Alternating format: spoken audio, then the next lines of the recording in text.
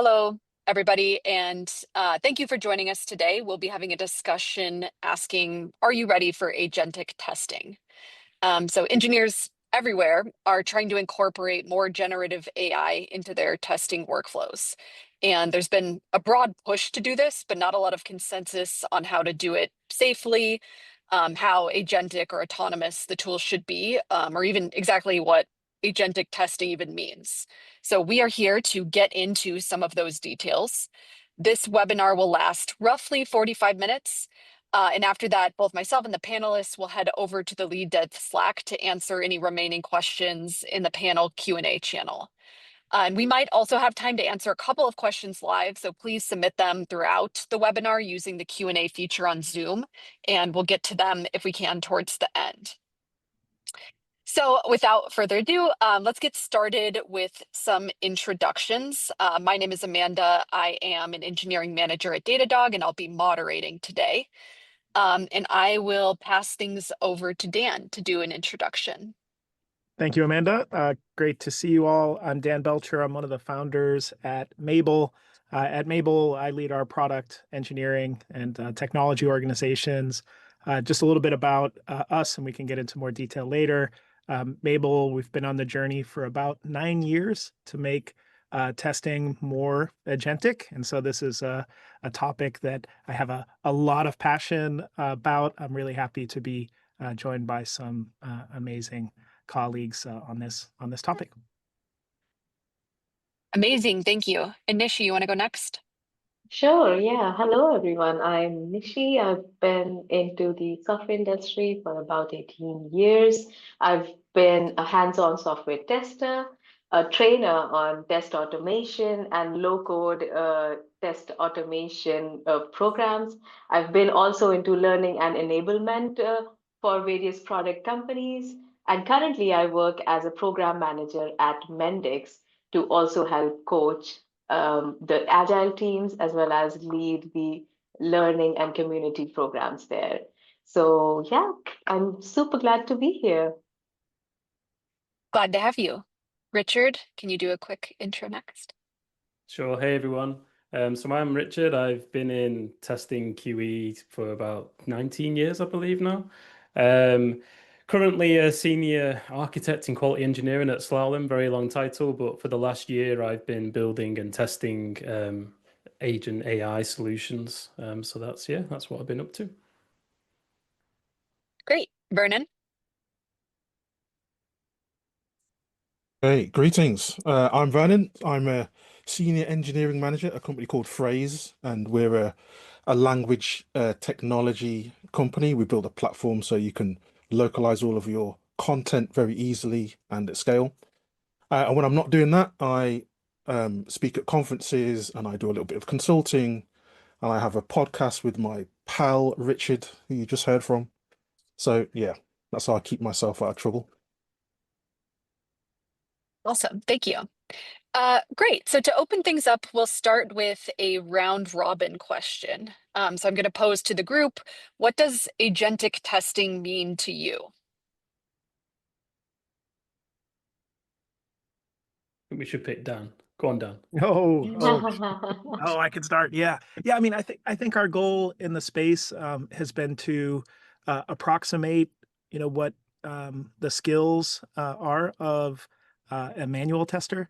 And so one of the things that we focus a lot on is making sure that that tester can not only do things, but also see things and reason with context and experience on applications. And so to me, those are some important attributes of an agentic tester: the ability to see quality, reason, take action.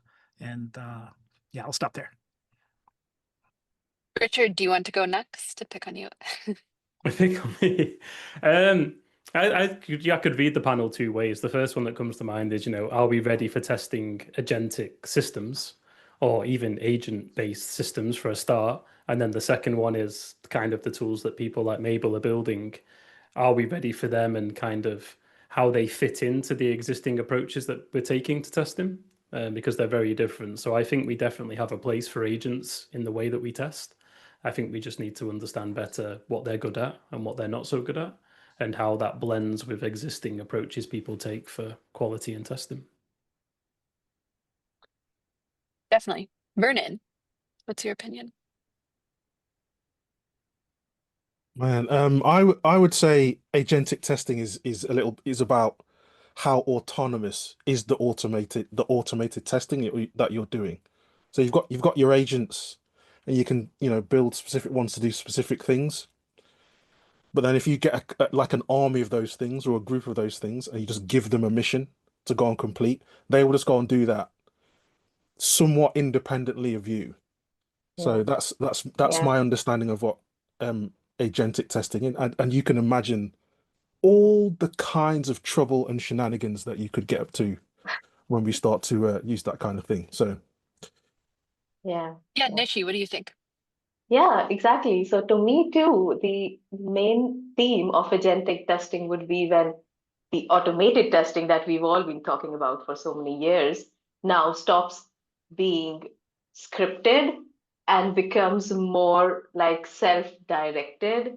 Instead of us writing scripts, we are just giving it a goal, and it is now running it completely with reasoning, with exploration, with validation, with reporting mechanisms, relearning stuff on top of that, and then, the whole loop back again. So it's more about the autonomy, but alongside the automation of things.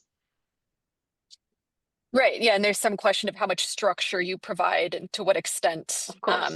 an agent is kind of acting within bounds or acting fully Yeah, autonomously. Right. yeah, yeah. Cool. Yeah. And then I guess more broadly, what problems do you think that an agent could solve for you? So without getting too much into maybe specific setups, what are some of the qualities that we think an effective agent should have?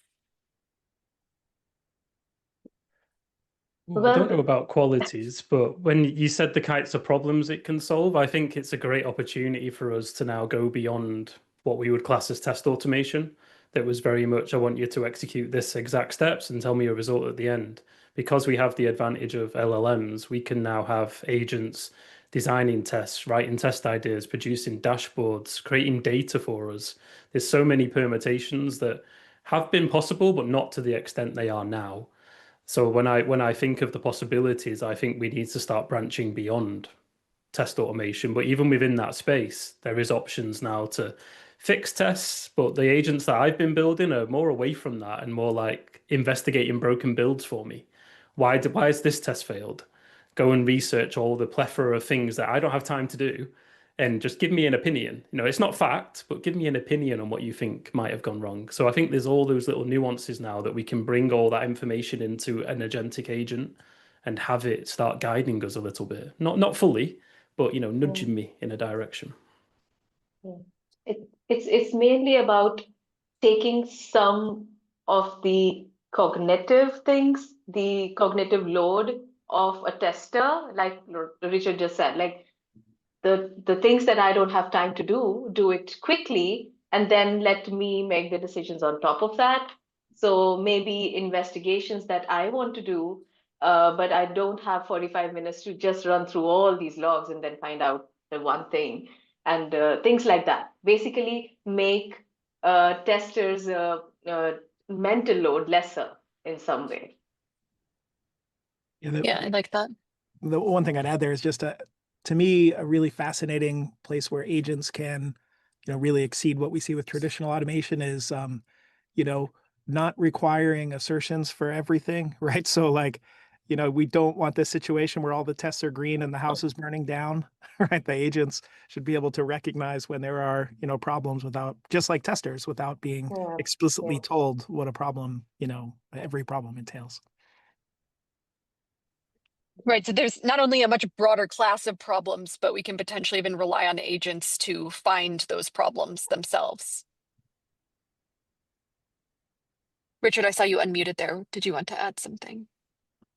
I think it's trying to tie together what Dan and Nishi said. It's that cognitive load, right? Like agents Like we always hear they can think, right? They can't think, but right, they can make sense of stuff for us, especially if we give them that guidance. We've not been able Yeah. to do that with traditional test automation. It's either Yeah. right or wrong, pass or fail.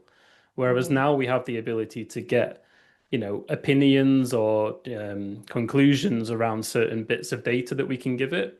And that, like I said, that opens the door to so much more potential tooling that we can build that hasn't been possible before. Definitely. Yeah. And to go back to, I guess, that second part of the question, what kind of qualities would an effective agent have? And maybe Vernon, if you want to chime in on this Man, I'm actually not sure. I'm at the risk of anthropomorphizing the tool. I almost think of like what does a human tester need to be good at? Yeah. And it needs to be the same. Yeah. The thing is, It can't. it might get a bit gnarly there because it isn't a human, like it doesn't know what it feels like to be pinged when production is down in the middle of the night. But Yeah.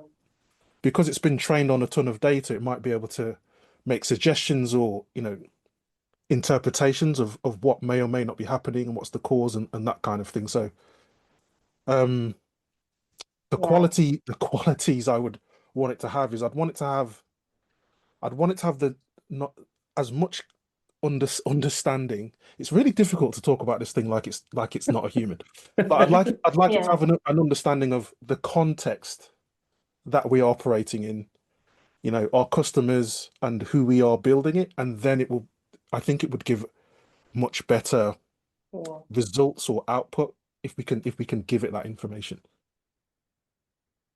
Yeah, totally. And I think, yeah, that's kind of the crux of the problem is recognizing that this thing is not a human and trying to find the things that it's good at Yeah. um, Yeah. within that.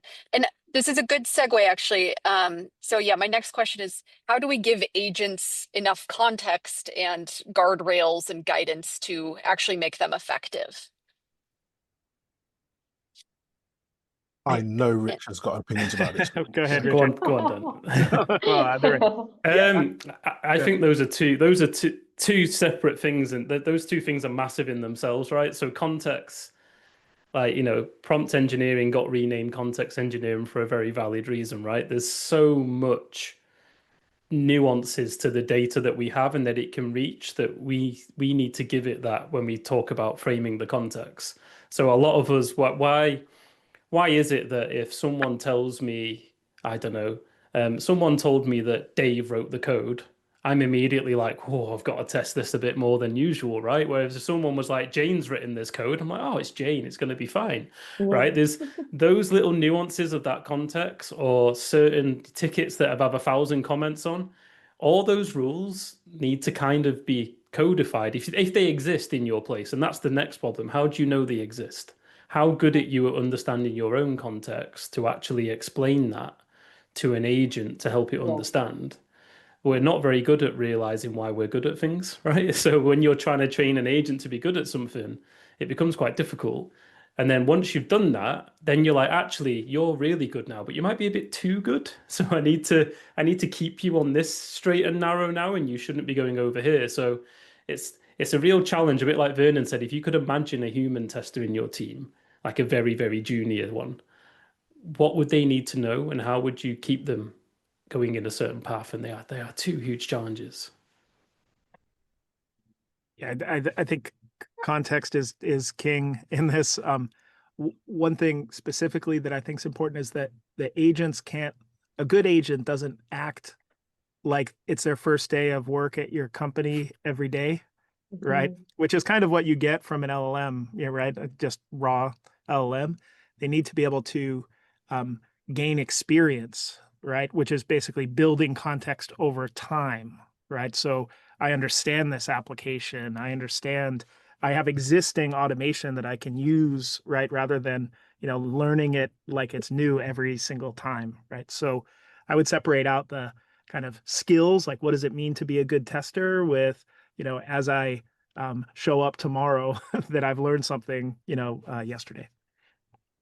Yeah, and Yeah. Dan, does that mean some amount of proactivity also? Is that kind of what you're describing? Um, well, kind of specifically what I'm describing is a world, the case where the agent makes kind of observations that get stored like memories that are accessible in the future, right? This is where the vector embeddings and so forth come from.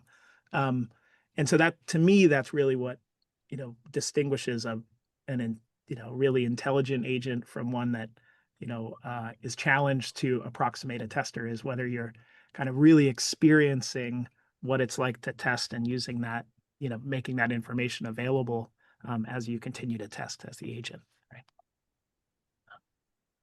Yeah, I guess Sure. And go ahead, please. oh yeah, and some of that comes down to the tool you're using, right? And the Yeah. capabilities. Yeah. Okay. And maybe it'd be useful to talk a little bit about Mabel here, actually.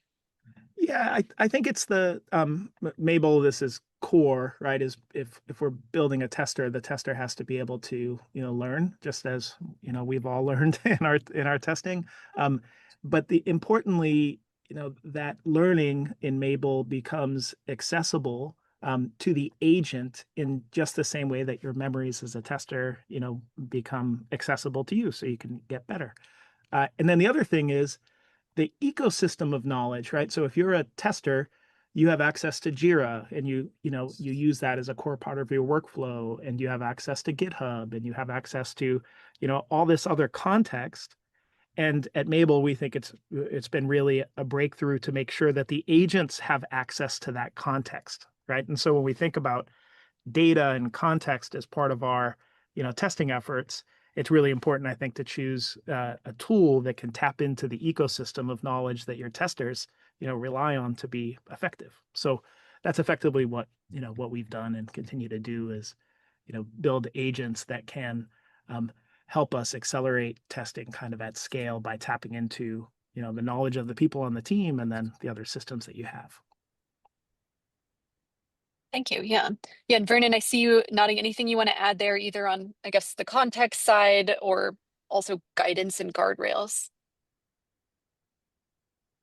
Yeah, Dan got my brain going off in all kinds of mad directions, because when he said, he talked about the agent getting experience. So Rich said, "Oh, it's like this junior tester," and then Dan made me think, well, how long will it stay junior? And do we need to articulate that as well?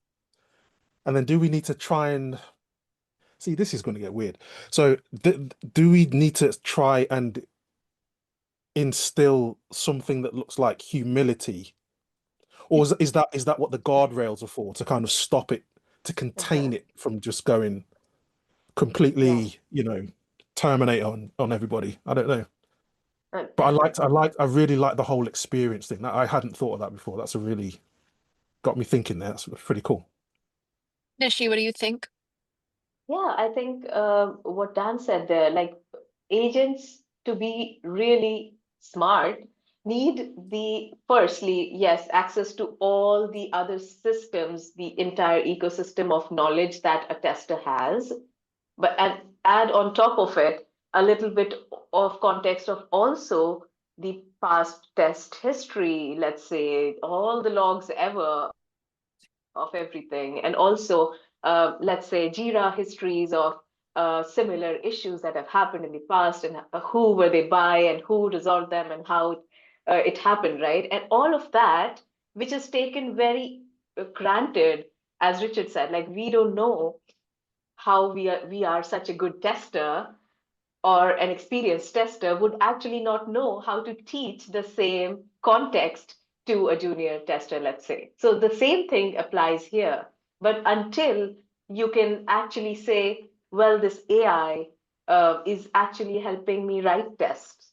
But how long is it only going to help you write tests? It should be agent can help me test, and that is it. And once it gets to a tool for writing tests, from this to actually helping you test in the truest form, that's when it's actually smart enough. So until then, you obviously need those guardrails, you obviously need some boundaries around it, otherwise it can go all over the place.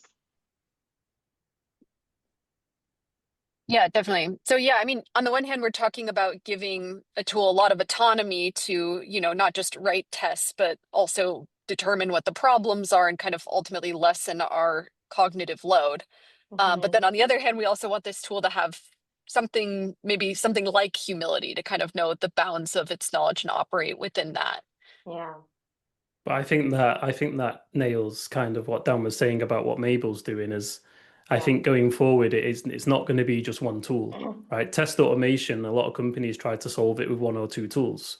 But when it comes to agents, I think you need a plethora of agents, very specifically trained, know what bits of the context to pull out, have very Mm-hmm. specific guardrails about, and then very specific instructions about how to do things well in your context. And I would love to know from Dan, like, it must be a challenge of like Mabel needs to know stuff, right? Mm. But that stuff is different in every company, right? It's different tooling, it's different structures, it's different data structures.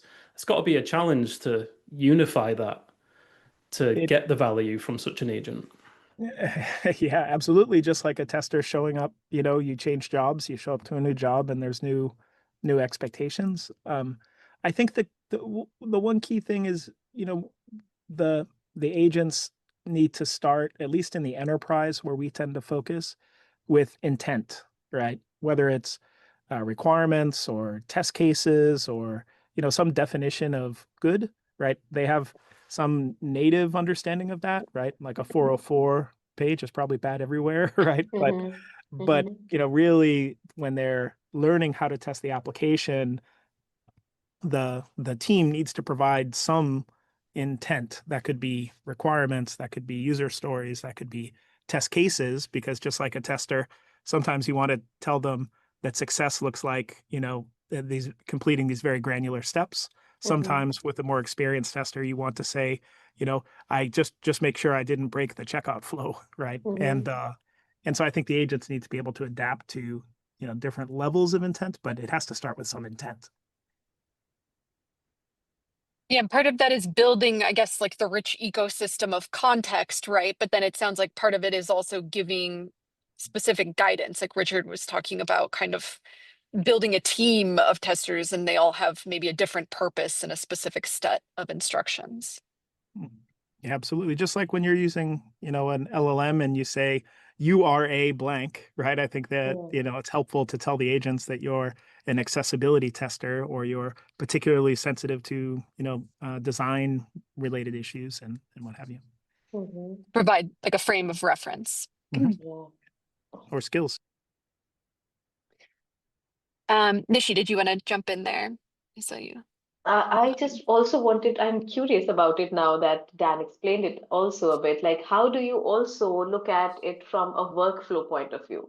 Like, do you give it uh, autonomy, but then also triggers that, okay, with a workflow, like, let's say every time there's a PR request, you go ahead and do this, this, and this, and then uh, find out something and then report back, and only then we then approve or reject further down the line, right?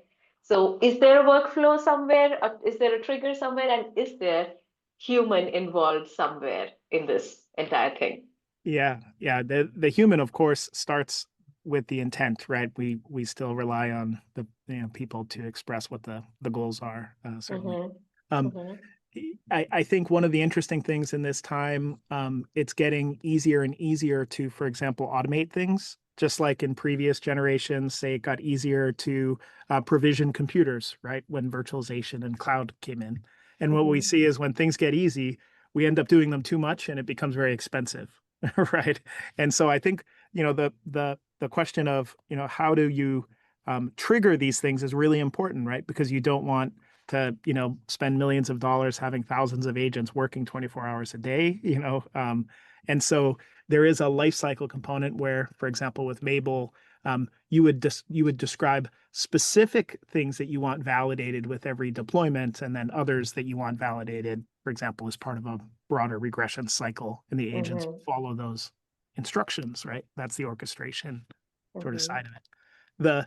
The thing that I think is fascinating is we're seeing more and more, the definition of done sometimes is agent to agent, right? You're using, Claude to do some, development workflow, and you need a tester to be, paired with that developer, and together they'll decide when it's done, which I think is a really exciting and timely topic.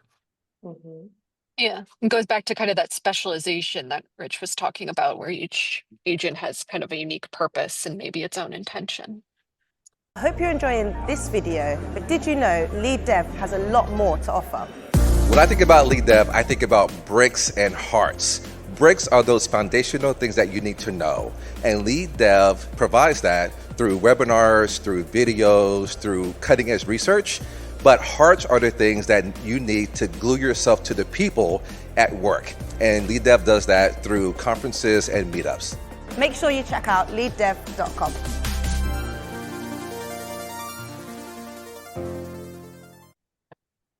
You got it. Cool. Yeah, and then I guess kind of opposite of this, so we're talking a little bit about context and guardrails and human guidance. What are kind of the risks in this space, and particularly what risks do we not appreciate enough in this context? And I'll start with maybe Vernon to pick on you again.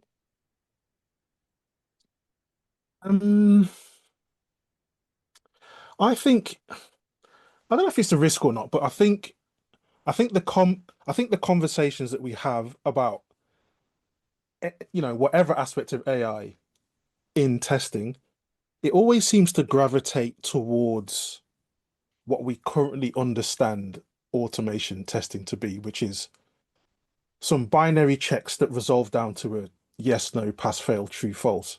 And I think there might be, if you think more broadly about it and think about automation in testing and where we can use tooling to do the other stuff that are useful in testing, like creating data, for example. Are there any other aspects of the work where we could use these tools? So that's one thing.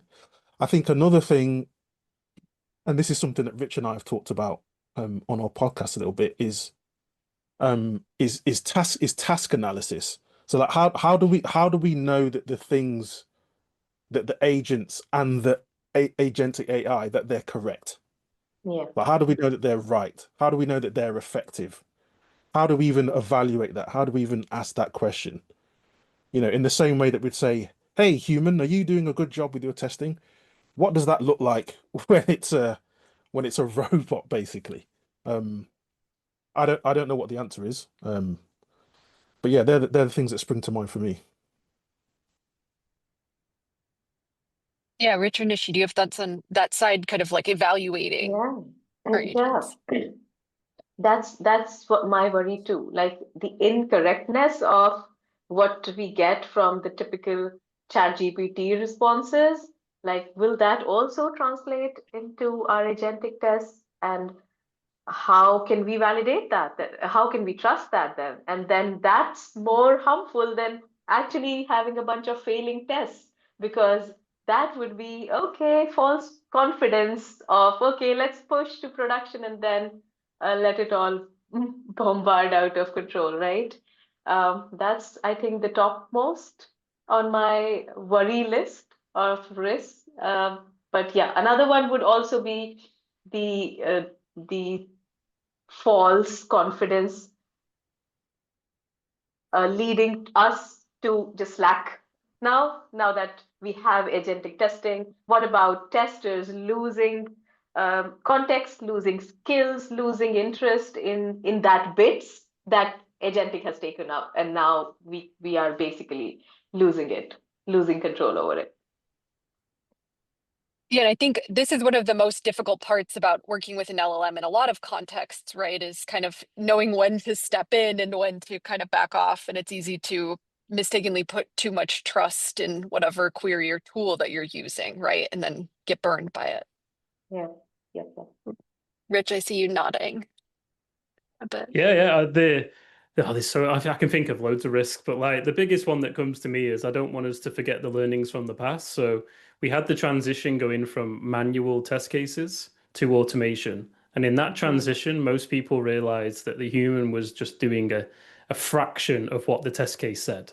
So they did what the test case said, but they also did hundreds of other tests at the same time. And they never spoke about that, and that never got recorded, right? It was pass fail. But now when we started automating all those tests, we lost all that serendipity. And Mhm. now I think with agents, we have an opportunity to bring some of that back. So we have the ability to say, yes, the basic test does pass, the very clear intent, but also what else did you see while you Mhm. happened to be on those pages, just like the human used to. And now Mhm. I think if we can do what Dan's suggesting and we can, like, I nearly said close the loop. That's such a terrible thing to say. But if we can get some of this like results verified by a human and have the agent improve over time, which isn't how I'm seeing a lot of agents be built, but if we can start to start to trust some of the output a little bit more. But I think in the short term, exactly what Vernon said, we can see the agent was satisfied the intent, but how did it do it? What steps did it take? Did it do the right steps? Did it skip a whole half a page of the UI and just do it via the API because it learned there was an API?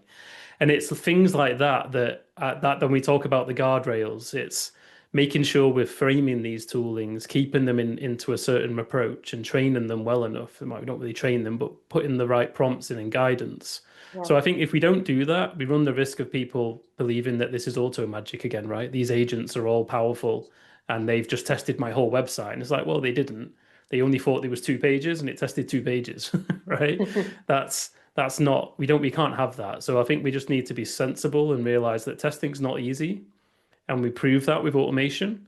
And now we need to continue that knowledge into the agentic space and keep it people's expectations level.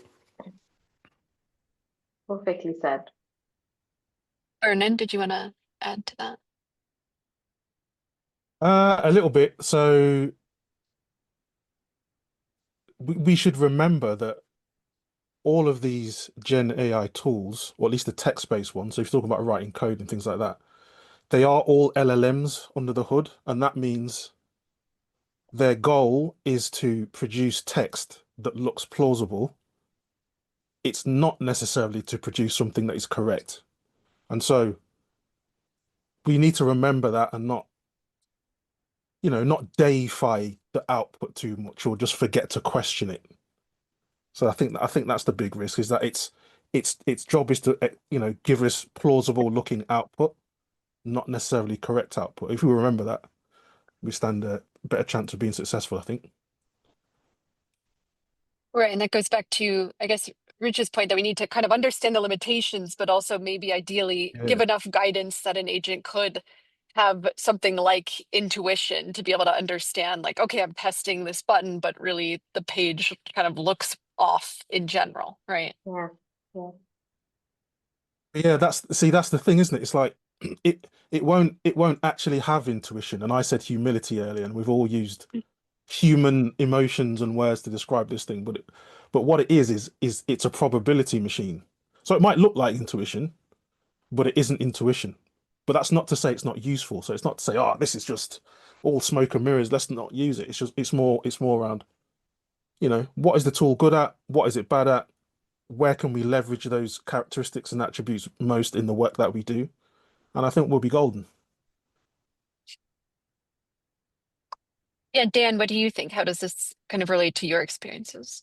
Yeah, I completely agree. I think it goes both ways though. So on one hand, I think this, era of automation that Richard, highlighted, took us down a path where sometimes in the automation we say, let's say I'm searching for a blue couch, that the definition of correct is that, there's some element within our text that says blue couch. And if that is true, even if there's the picture of the blue couch shows like a missing image, then the test passes, right? Yeah. And the nice thing about agents in the modern era, you could say, please just make sure that the results are reasonable and that there's a blue couch and it knows that this is a blue couch that showed up and it looks for a correct label, right? So I think we're making a significant step forward with agentic compared to where Yeah. we were, in Mhm. the manual or phase one of automation.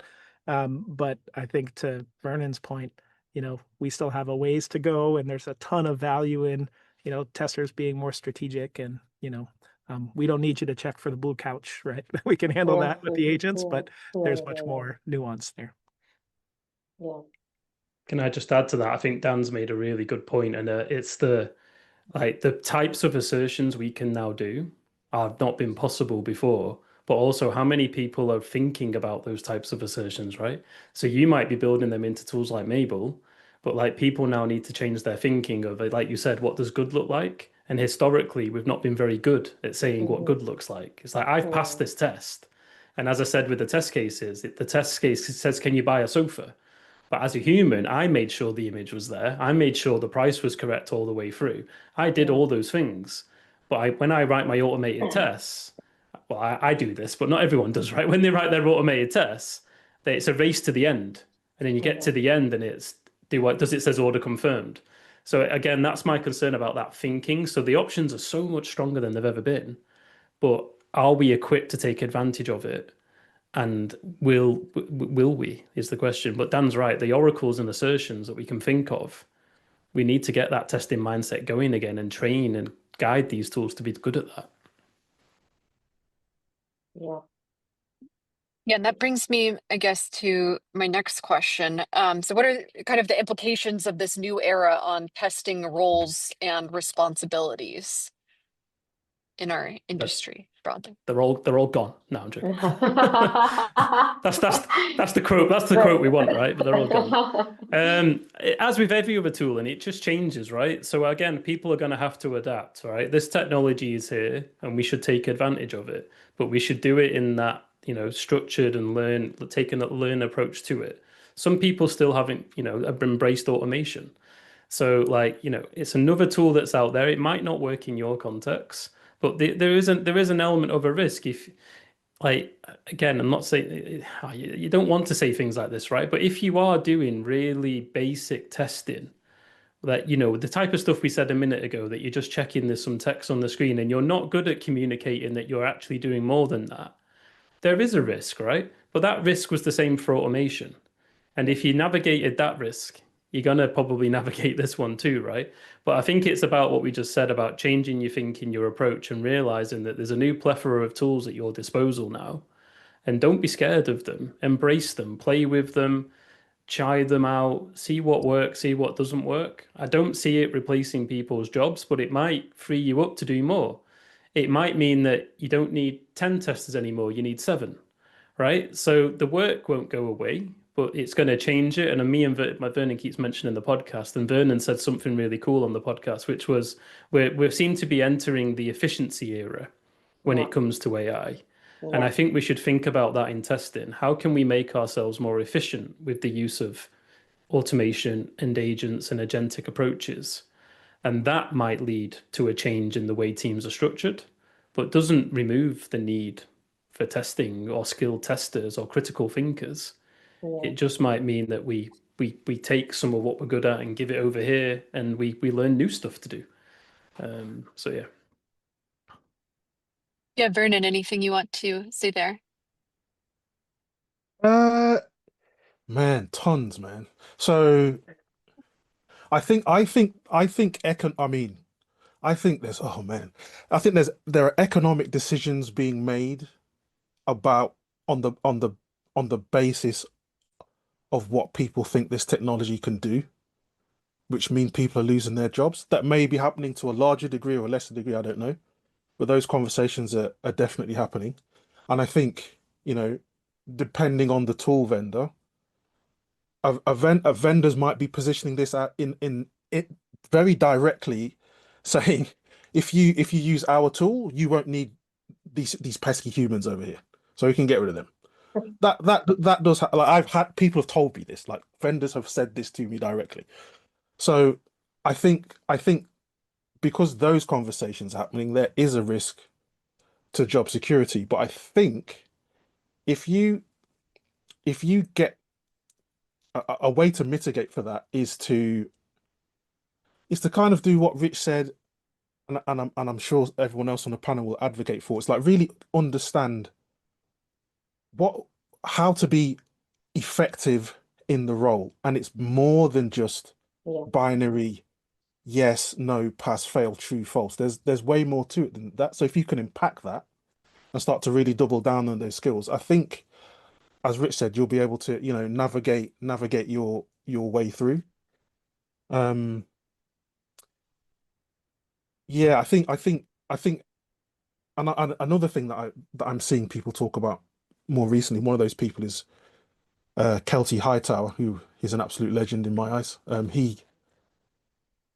He's the first person I heard talking about, well, I've seen more people talk about the people who are getting the most out of these tools are senior folks. If you compare the effectiveness and the output of people with experience and people who are more junior, engineers, testers, whatever, these people who've been more long in the tooth in the career are getting better outcomes with the tool. So the question becomes, if it is true that companies are hiring fewer juniors, it means there are less people that are going to be getting that experience. So in a few years' time, where are the seniors going to be coming from? Like, that's an issue. We need to be thinking about that. How do they get that experience? How do they do that junior level grunt work in order to become senior, in order to get the most out of the tools? No idea, but it's something we should be thinking about. I'll stop. Thank you, Brandon. Yeah, we have just 5 minutes, so I want to jump to a couple of the questions that people have asked. So I think the first thing that came in was, can we get some examples of specific setups? So I'd kind of said at the beginning, let's not get too much into specifics. I think, yeah, Dan, you had talked a little bit about kind of Mabel. Anything else you want to highlight there? Any other tools that we should call out? Oh, as far as specific setups, well, I guess I'd say a canonical setup with Mabel is that you have test case or test cases in Jira. You have access to some assistant large language model like Claude or Copilot. You integrate Jira with Copilot using the Atlassian MCP server, and you integrate Mabel with Copilot using the Mabel MCP server. And then you say things like create an automated test for test case Jira 29, and then Mabel will go and automate the test case. And then you could use that as your interface to communicate with Mabel's agents from execute some tests or what have you. So I guess that's a common setup on the agentic side. I hope that is helpful. Yeah, and then actually quick piggyback on that, someone else had a question about Jira tickets specifically. So level of related documentation can vary significantly in terms of quality and level of detail. Would you or would anyone else recommend kind of a standardized approach to writing Jira tickets or some other kind of analogous tool in order to help agents be more effective? I don't have a standard approach, but the thing that Dan said at the start, the intent needs to be clear. So, like the intent of what that ticket's for, what they're trying to build, and the definition of done or what good looks like, they kind of need to be there. Otherwise, it's going to guess. So I don't have a standard layout for you, but like something to go and research is it's got a name. Dan might know the spec. There's like spec driven stuff's coming back, and people are suggesting Gherkin again, which really makes me sad. But like, there's got to be a better format than Gherkin. But something like that with very clear specs, like I think is where we're probably going to end up when it comes to writing tickets that would allow coding agents to better understand. It would allow testing agents to better understand. But that spec also needs to remain human readable. So I think right now there isn't one, but I think there's definitely smart people looking at that. But right now I would say keep tweaking tickets. If you can't understand the ticket, an agent ain't going to understand the ticket either. Yeah. I think it works both ways, because if we are talking so much about how to set up guardrails for our agents, then the same guardrails would then apply back to us first, because it's human driven after all, even if it's agentic, right? So if we set a guardrail for it to understand X, Y, and Z, we first have to also put that guardrail on everybody across the teams to define things in X, Y, and Z formats for the agents to understand. So yeah, it starts in the very beginning. As we keep saying, it's shift left, and agentic is like the leftest possible shift that could ever be. So yeah, it starts in the specifications and goes all through to the end. It's garbage in, garbage out. Yes, absolutely. Okay. Yeah, and I actually think that's a great note for us to wrap on. I know we didn't get to all questions, so we will jump into the Slack after this. But I want to thank all of our wonderful panelists for their input, and thanks to all of you for watching and actively contributing questions. Really hope that you enjoyed this session and hearing from this panel. So please head over to the panel Q&A channel next, and we can continue the discussion there. And thanks for joining. We hope to see you next time. Bye, everyone. Thanks, everybody. Thanks, everybody. Bye. See you.